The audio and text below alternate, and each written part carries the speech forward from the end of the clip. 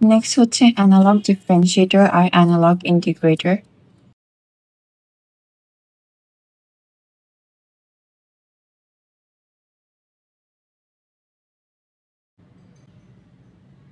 এখানে আমাদের capacitance C1 আর এখানে আমাদের feedback register RS, pin 3 connected to ground. So এখন আমাদের RL এর অ্যাক্রসে যে ভোল্টেজটা আছে ওইটা তো আমাদের ভোল্টেজ আউটপুট। সো এখন ভোল্টেজ আউটপুট যেটা হচ্ছে V out is equal to minus RF into CI into d by dt of voltage input, যেটা হচ্ছে আমাদের সোর্স ভোল্টেজ। And then আমরা যদি এই সার্কিটের জন্য ক্লোজড লুপ গেইন বের করতে চাই, minus 2 pi f feedback resistor into আমাদের যে ক্যাপাসিটরটা আছে। And then analog integrator fully differentiator এর মতো, জাস্ট যেখানে আমাদের ক্যাপাসিটর আছে ওখানে হবে রেজিস্টার, আর যেখানে আমাদের রেজিস্টার আছে ওখানে হবে ক্যাপাসিটর, and then দুইটার পজিশন একদম শিফট হয়ে যাবে।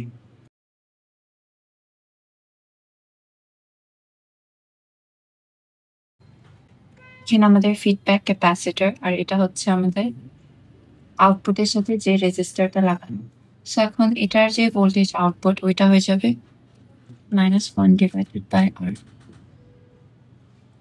or 1 into CF integration of input voltage, and then আমাদের closed loop gain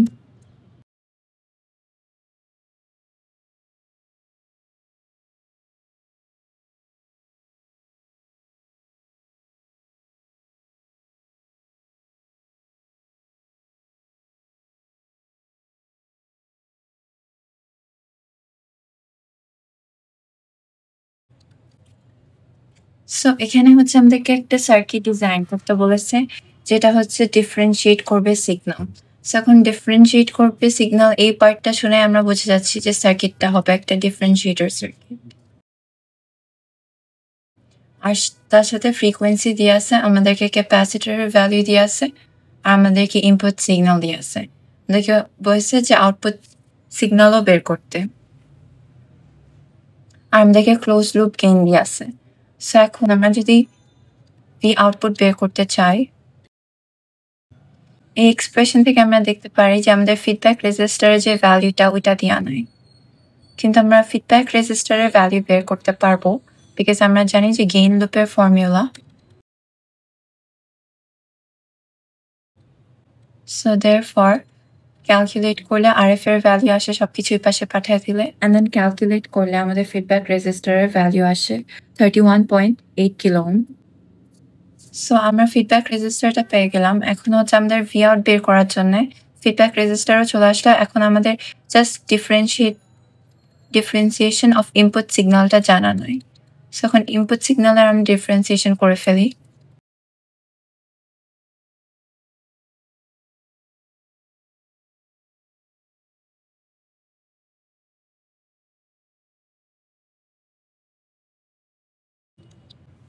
সো এটা হচ্ছে আমাদের ভি আউটের এক্সপ্রেশন। এখন আমাদের সবকিছু বের করা শেষ, আমরা জাস্ট সার্কিট ড্র করব।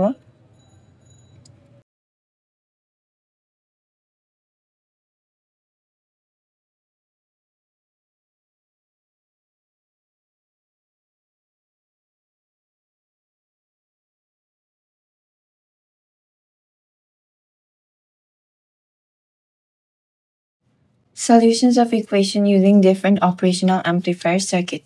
সো এটা হচ্ছে নিউ টপিক। এখানে হচ্ছে আমাদেরকে একটা ইকুয়েশন দেওয়া থাকবে আর এখানে বলবে যে বিল্ড অ্যান অপারেশনাল অ্যাম্পলিফায়ার ওই সার্কিটটা রিপ্রেজেন্ট করার জন্য।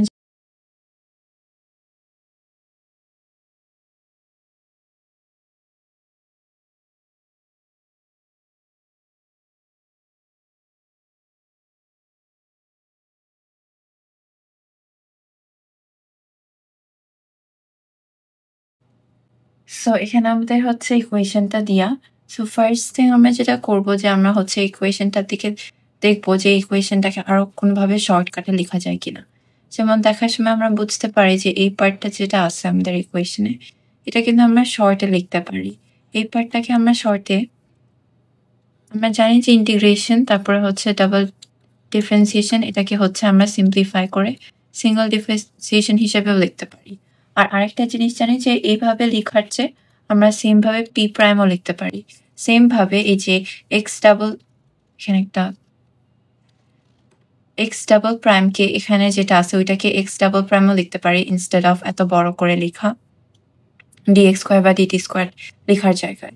আর তাছাড়া বাকি সব আমরা সেম রাখতে পারি। সো একটা হচ্ছে যে ইন্টিগ্রেশনকে আমরা সিম্পলিফাই করে এভাবে লিখতে পারি, আর আরেকটা হচ্ছে এই ইকুয়েশনের জন্য এই দুইটা জিনিস চেঞ্জ করতে পারি। সো এখন আমরা এটাকে সিম্পলিফাই ফর্মে লিখলে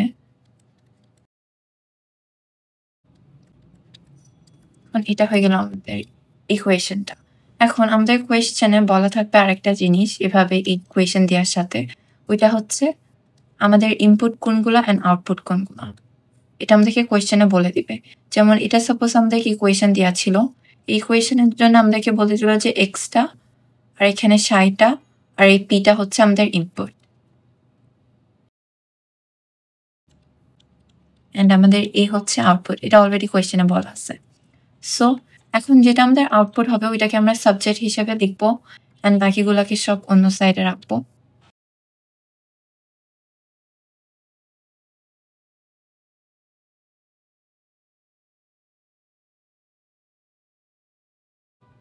সো এটা হয়ে গেল আমাদের final equation. So final equation হওয়ার পর আমাদেরকে এখন সার্কিটটা ড্র করতে হবে এই ইকুয়েশন থেকে। সো ফার্স্টে আমরা জানি যে আমাদের ফার্স্ট ভ্যালুটা এক্স দিয়ে আছে। সো এখন এক্সকে লিখলাম, আর এখানে আমাদের ডাবল ডিফারেন্সিয়েশন দিয়ে আছে। ডাবল ডিফারেন্সিয়েশন দেওয়া থাকা মানে হচ্ছে আমরা দুইবার ডিফারেন্সিয়েটর সার্কিট বানাবো। যদি সিঙ্গল দেওয়া থাকতো তার মানে হচ্ছে আমরা জাস্ট একবার ডিফারেন্সিয়েটর সার্কিট বানাই। আর যদি আমাদের ইন্টিগ্রেশন দেওয়া থাকতো, একবার দেওয়া থাকা মানে হচ্ছে একবার ইন্টিগ্রেটর সার্কিট বানাইতাম। দুইবার দেওয়া থাকলে দুইবার বানালো না। সো এখন আমাদের এক্স ডাবল প্রাইম দিয়ে আছে।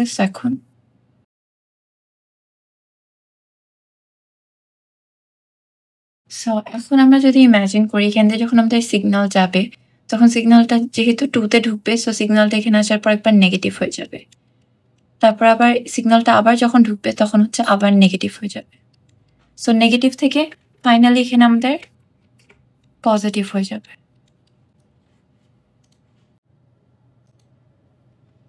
ওকে, সো এখানে যখন আমরা দেখছি যে আমাদের সিগন্যালটা যখন এক্স এর মধ্যে দিয়ে যাওয়ার পরে ইভেন তো এটা হচ্ছে একটা ডিফারেন্সিয়েটর সার্কিট, কিন্তু আমাদের ইনপুট কিন্তু আমাদের পিন 2 দিয়ে ঢুকছে।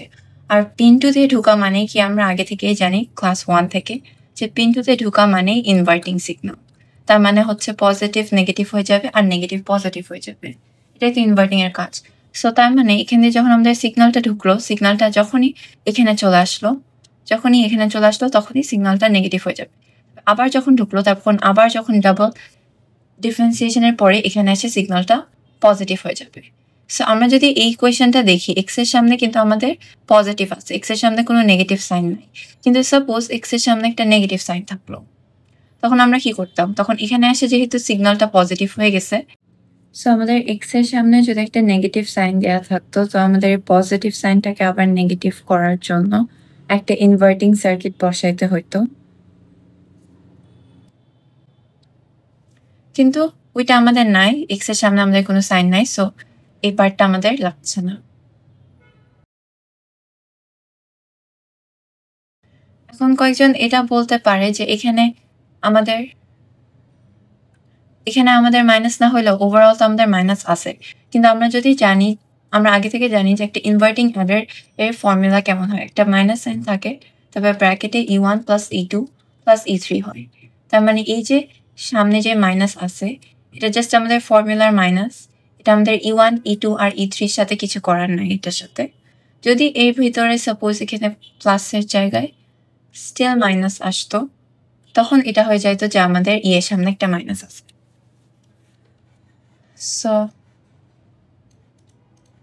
সো এটা হয়ে গেল আমাদের এক্স এর পার্ট। এখন যদি আমরা নেক্সট পার্টে যাই, ওইটা হচ্ছে আমাদের এখানে হচ্ছে -4/3 আছে। সো এখন যখনই কোনো কনস্ট্যান্ট ভ্যালু -4/3 অথবা -5/6 যাই হইলো, এটা হচ্ছে একটা কনস্ট্যান্ট, এটার সাথে কোনো এক্স নাই, কোনো ওয়াই নাই। যখনই কোনো এক্স ওয়াই থাকবে না, শুধু একটা সিঙ্গেল কনস্ট্যান্ট ভ্যালু থাকবে, তার মানে হচ্ছে আমরা ওইখানে কি ইউজ করব? তার মানে ওইখানে আমরা হচ্ছে একটা ভোল্টেজ সোর্স হিসাবে ইউজ করব। সেখানে -4/3 জন্য আমরা একটা ভোল্টেজ সোর্স দিয়ে দিলাম, যেহেতু সামনে মাইনাস এই জন্য নেগেটিভ পোলারিটি, অ্যান্ড দেন ওইটাকে গ্রাউন্ড করে দিলাম। ওকে, সো এখন এরপরে কি আছে? এরপরে হচ্ছে আমাদের আছে পজিটিভ হাফ আর ইন্টিগ্রেশন অফ সাই।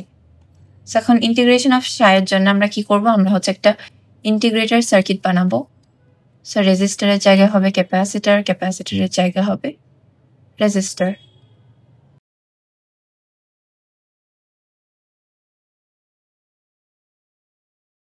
সো এখন যদি আমরা এটা দেখি, সো এটারও সিগন্যাল সেম ভাবে 2 এর মধ্যে দিয়ে যাচ্ছে, আর যাওয়ার পরে তার মানে এখানে একটা নেগেটিভ সিগন্যাল আসবে। কিন্তু আমাদের কিন্তু এই ইকুয়েশনে সাইয়ের সামনে একটা পজিটিভ সিগন্যাল ছিল। সো এটাকে পজিটিভ করার জন্য আমরা হচ্ছে আরেকটা ইনভার্টিং সার্কিট বসায় দিব।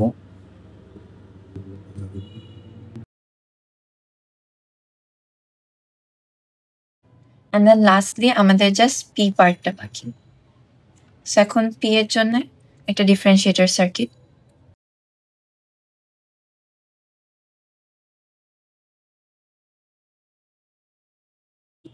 তারপরে সেম ভাবে এখান থেকে সিগন্যাল যায়, আমাদের নেগেটিভ সিগন্যাল চলে আসছে।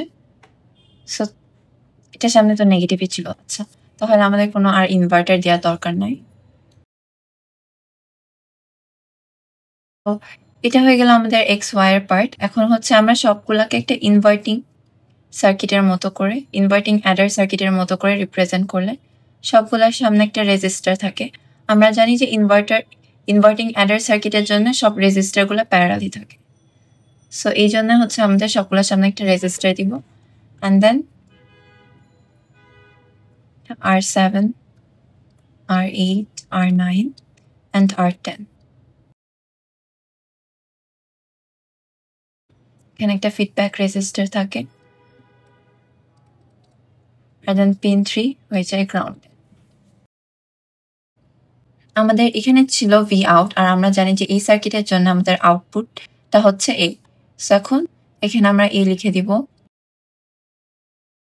এখানে প্লাস মাইনাসটা লেখার দরকার নাই, ওইটা জাস্ট বোঝানোর জন্য দিয়েছিলাম। সো যেখানে দরকার নাই ওইসব ক্যান্সেল করে দিই। সো এটা হয়ে গেল আমাদের ফাইনাল সার্কিট।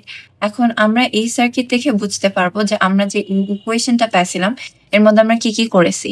ইকুয়েশনে যেখানে নেগেটিভ ছিল ওইটা নেগেটিভ করার জন্য অ্যাডার দিয়েছি, নেগেটিভ করার জন্য ইনভার্টিং দিয়েছি। তারপরে যখন আমাদের আর কি ছিল, আমাদের যখন সোর্স ছিল একটা 4/3, তখন আমরা হচ্ছে -4/3 সোর্স দিয়েছি। আর যখন আমাদের ডাবল ইন্টিগ্রেশন ছিল তখন 2বার ডিফারেন্সিয়েটর সার্কিট দিয়েছি।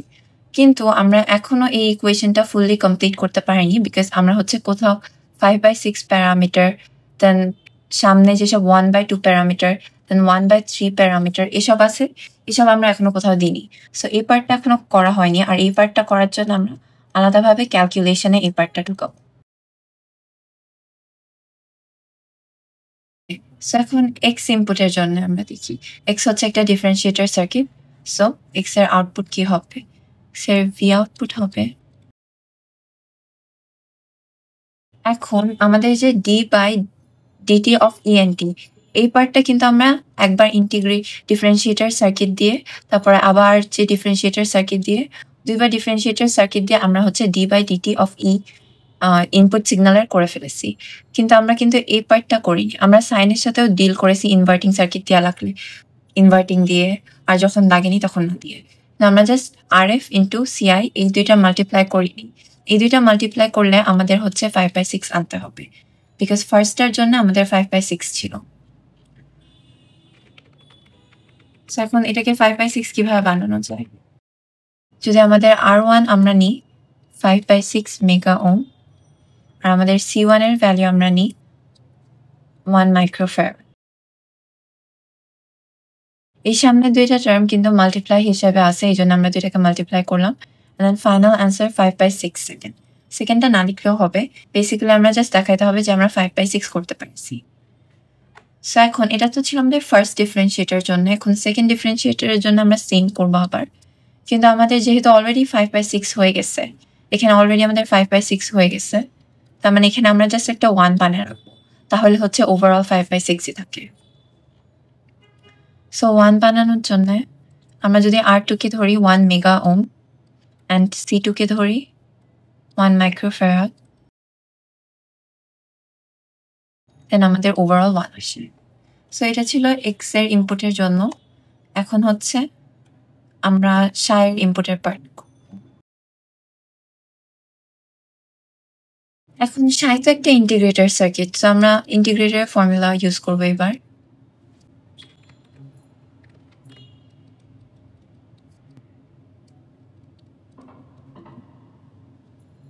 ওকে, সো এখানেও সেম ভাবে ইন্টিগ্রেটর পার্টটা অলরেডি হচ্ছে ইন্টিগ্রেটর সার্কিটের জন্য হয়ে গেছে, আমাদের ফোকাস জাস্ট সামনের পার্টটা নিয়ে। আর সাইনটাতেও আমরা ফোকাস করবো না, বিকজ সাইন ও প্লাস মাইনাস আমরা করে ফেলেছি ইনভার্টিং সার্কিট দিয়ে। Just 1 divided by R C আমাদের ফোকাস। সো এখন আমাদের বানাইতে হয়তো 1/2, সো এটার জন্য আমরা রেজিস্টারটা নিব। দেখি ফায়ের জন্য কি আছে। ফায়ের জন্য আমাদের রেজিস্টার 3 আর রেজিস্টার ক্যাপাসিটার 3। সো রেজিস্টার 3 যদি আমরা 2 নিই আর ক্যাপাসিটার যদি আমরা নিলাম 1, ক্যাপাসিটার যদি আমরা ফিক্সড রাখি আর রেজিস্টার চেঞ্জ করি তাহলে হচ্ছে আমাদের সবচেয়ে বেশি ইজি হবে।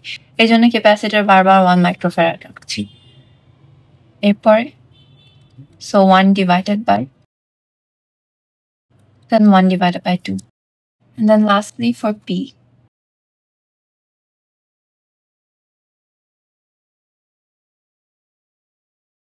so এখন P এর জন্য আমাদের RF হচ্ছে R6,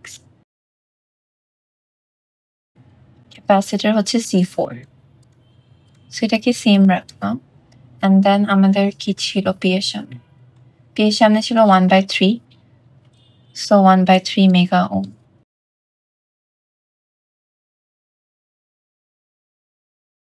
সো এখান পর্যন্তই ক্যালকুলেশনও শেষ। এখন এখানে চাইলে সেকেন্ড দিতেও পারি, নাও দিতে পারি, ওইটা বেশি ইম্পর্টেন্ট না। সো এভাবেই সলভ করে ফার্স্টে হচ্ছে যে আমাদের স্টেপসগুলো একটু এখানে লিখে রাখি। ফার্স্ট স্টেপ হচ্ছে আমাদের হচ্ছে আউটপুট ইকুয়েশন, যেটা আউটপুটকে হচ্ছে আমাদের সাবজেক্ট বানাইতে হবে, অ্যান্ড দেন ইনপুট একদিকে রাখতে হবে, আউটপুট একদিকে রাখতে হবে। সেকেন্ডে হচ্ছে ডায়াগ্রাম, অ্যান্ড দেন ডায়াগ্রামে পজিটিভ নেগেটিভ সবকিছু দেখে করতে হবে, অ্যান্ড দেন লাস্টলি ক্যালকুলেশন। দেন এই 3টা স্টেপ প্রপারলি করলে হচ্ছে এটা এই মতটা সলভ হয়ে গেল, যে এটার উপরে 5 মার্কস থাকবে।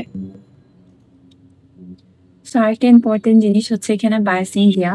যখন সার্কিট অনেক বেশি কমপ্লেক্স হবে তখন আমরা বায়াসিং দেওয়ার জন্য অলওয়েজ +15 -15 লেখা লাগবে না। সার্কিট কমপ্লেক্স হলে আমরা just positive volt and negative volt দিয়েও আমাদের বায়াসিং মিন করতে পারি, কিন্তু যদি বায়াসিং দিতে ভুলে যায় তাহলে ইন দ্যাট কেস মার্কস কাটবে। সো বায়াসিংটা ইম্পর্টেন্ট।